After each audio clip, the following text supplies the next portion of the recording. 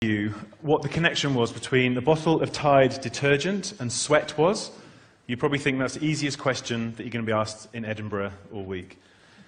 But if I was to say that they're both examples of alternative or new forms of currency in a hyper-connected, data-driven global economy, you probably think I was a little bit bonkers.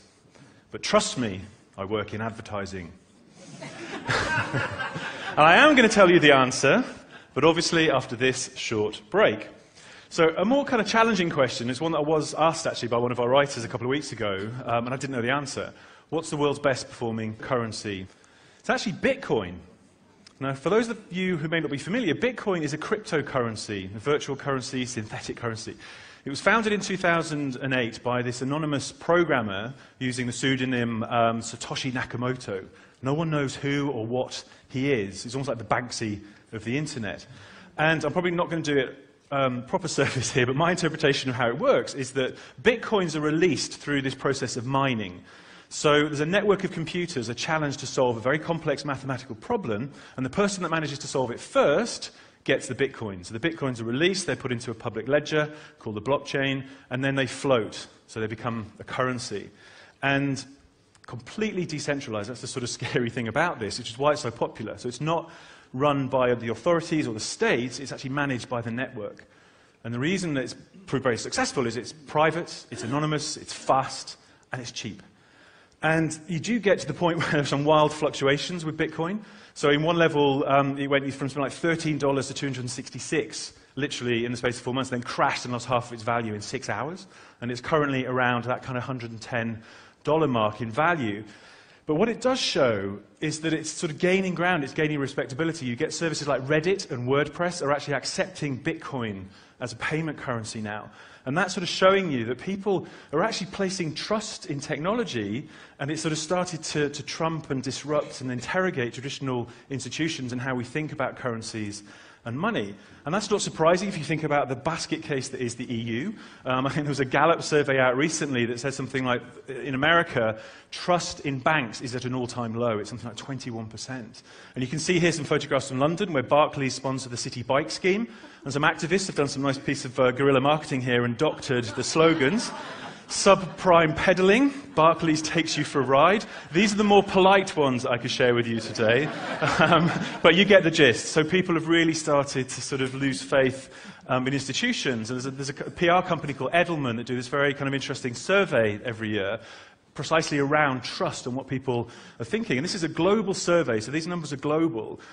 And what's interesting is that you can see that sort of hierarchy is kind of having a bit of a wobble, and it's all about heterarchical now. So people trust people like themselves more than they trust corporations and governments. And if you look at these figures for sort of the more developed markets like UK, Germany and so on, they're actually much lower. And I find it sort of scary. People are actually trusting business people more than they're trusting governments and leaders. So what's starting to happen? If you think about money, if you sort of boil money down to an essence, it is literally just an expression of value, an agreed value. So what's happening now in the digital age is that we can sort of quantify value in lots of different ways and do it more easily. And sometimes the way that we quantify those values, it makes it kind of much easier to create new forms and valid forms of currency. In that context, you can see that networks like Bitcoin suddenly start to make a bit more sense. So if you think we're starting to sort of question and disrupt and interrogate what money means, what our relationship with it is, what defines money, then the ultimate kind of extension of that is there a reason for the government to be in charge of money anymore? And so obviously I'm looking at this through a marketing prism. So from a brand perspective, brands literally stand or fall on their reputations. And you think about reputation has now become a currency. Reputations are built on trust, consistency, transparency. So if you've actually decided that you trust a brand, you want a relationship, you want to engage with a brand, you're already kind of participating in lots of new forms of currency. So you think about loyalty. Loyalty essentially is a microeconomy. You think about reward schemes, air miles. And the Economist said a few years ago that there are actually more unredeemed air miles in the world than there are dollar bills in circulation. When you're standing in line in Starbucks, 30% of transactions in Starbucks on any one day are actually being made with Starbucks star points. So that's a sort of Starbucks currency staying within its ecosystem. And what I find interesting is that Amazon has recently launched Amazon Coins. So admittedly, it's a currency at the moment that's purely for the Kindle, so you can buy apps and make purchases within those apps.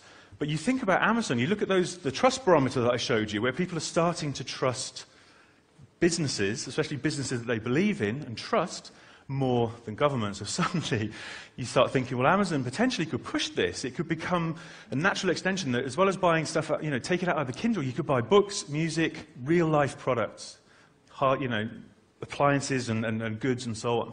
And suddenly you're getting Amazon as a brand is going head-to-head with the Federal Reserve in terms of how you want to spend your money, what money is, what constitutes money. This is a fantastic article I came across in New York Magazine where it was saying that drug users across America are actually purchasing drugs with bottles of Tide detergent. So they're going into convenience stores, stealing Tide, and a $20 bottle of Tide is equal to $10 of crack cocaine or weed. And what they're saying, so some criminologists have looked at this and they're saying, well, okay, Tide as a product sells at a premium. It's kind of 50% above the category average. It's infused with very complex cocktail of chemicals, so it smells very luxurious and very distinctive. And being a Procter & Gamble brand, it's been supported by a lot of mass media advertising. So what they're saying is that drug users are consumers too. So they have this kind of, in their neural pathways, when they spot Tide, there's a shortcut. Say, that is trust, I trust that, that's quality. So that it becomes this unit of currency which the New York Magazine described as a very oddly loyal crime wave, brand loyal crime wave. And criminals are actually calling Tide liquid gold. Now, what I thought was funny was a reaction from the P&G spokesperson that said, obviously tried to sort of dissociate themselves from drugs, but said that it reminds me of one thing, and that's the value of the brand has stayed consistent. Which backs up my point and shows he didn't even break a sweat when he said that. So that brings me back to the connection with sweat. In Mexico, Nike have run a campaign recently called literally Bid Your Sweat.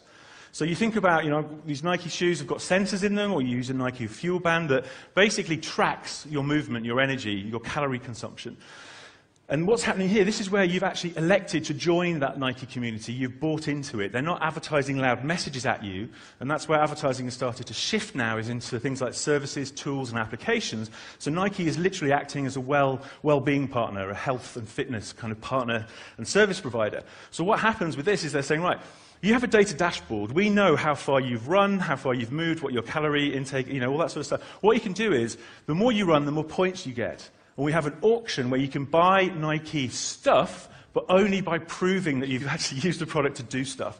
And you can't come into this. This is purely for the community that are sweating using Nike products. You can't buy stuff with pesos. This is literally a closed environment, a closed auction space. In Africa, airtime has become literally a currency in its own right. People are used to, because mobile is king, they're very, very used to transferring money, making payments via mobile. And one of my favourite examples from a brand perspective going on is Vodafone, where in Egypt lots of people make purchases in markets and very small independent stores. Loose change, small change is a real problem. And what tends to happen is you buy a bunch of stuff, you're due, say, like 10 cents, 20 cents in change. The shopkeepers tend to give you things like an onion or an aspirin or a piece of gum because they don't have small change. So what Vodafone came in and saw this problem, this consumer pain point, and they created some small change, which they call FACA, which literally sits and is given by the shopkeepers to people, and it's credit that goes straight onto their mobile phone. So this currency becomes credit, which again is really, really interesting. And we did a survey that backs up the fact that 45% of people in this very crucial demographic in the US was saying that they're comfortable using an independent or branded currency. So that's getting really interesting here, really interesting dynamic going on. And you think that corporations should start taking their assets and thinking them in a different way and sort of trading them. And it's, you think, is it much of a leap? It seems like far-fetched, but when you think about it, in America in 1860, there were 1,600 corporations issuing banknotes. There were 8,000 kinds of notes in America. And the only thing that stopped that, the government controlled 4% of the supply, and the only thing that stopped it was a civil war breaking out, and the government suddenly wanted to take control of the money. So government, money, war, nothing changes there then. So what I'm going to ask is basically, is history repeating itself? You know, is technology making paper money feel outmoded? Are we decoupling money from the government? You know, you think about brands are starting to fill the gaps. Corporations are filling gaps that governments can't afford to fill. So I think, you know, we'll be standing on stage buying a coffee, organic fair trade coffee next year, using TED florins or TED shillings. Okay. Thank you very much. Thank you.